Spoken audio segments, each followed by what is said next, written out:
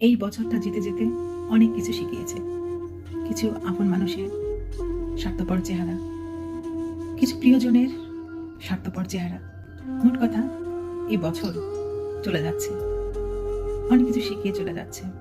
জানি না এই বছরটাকে কখনো ভুলতে পারবো কিনা, কিন্তু যখনই মনে পড়বে এই বছরের কথা, ঠিক তখনই মনে পড়বে কাছের মানুষের আঘাত দেয়া কষ্টগুলো, স্বার্থপরতা, ঠকানো, বেইমানি, নিষ্ঠুরতা, অবহেলা, মিথ্যাচার, কতই নাকি শিখিয়ে দিল এই বছরটা।